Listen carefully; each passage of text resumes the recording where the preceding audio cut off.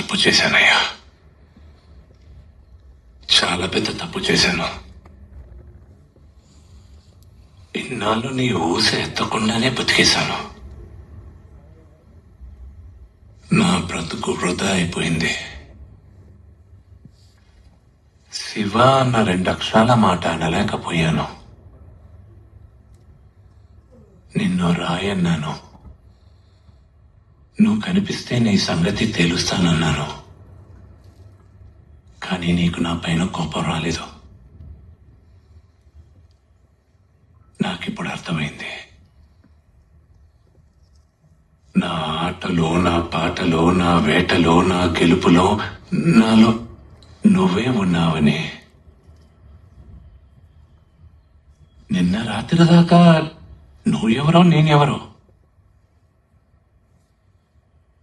కానీ నిన్ను తాకిన క్షణం నుండి నిన్ను గుర్తుపట్టి నన్ను నేను మర్చిపోయాను. వెంటే ఉన్న మా అయ్య పోయాక నీ ఒంటరివాడిని అయిపోయాను అనుకున్నా. కానీ నాకిప్పుడు అర్థమైంది, నా వెంట నువ్వే ఉన్నావని.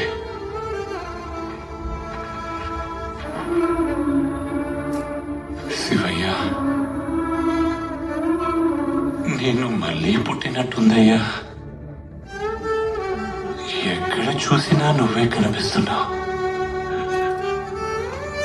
వాన చినుకు వరి మొలక, దుక్కెత్తు మోపురం చుక్కెత్తు కోపురం, మారేడు తలం నేరేడు ఫలం, ఊపిరిచ్చే తిత్తి, ఆవు పాలు పొదుగు, అమ్మ ప్రేమస్థానం, ఆకాశం భూగోళం అన్నీ లింగాకారంగానే కనిపిస్తున్నాయ్యా.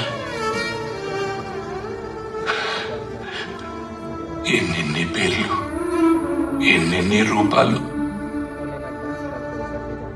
నువ్వు కనిపించనంత చిన్నోడివా, చూడలేనంత పెద్దోడివా.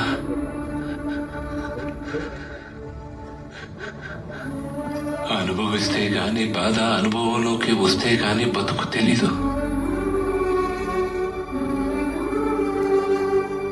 నేనింక నిన్ను వదలను. నువ్వే నా బతుకు. ఇది నా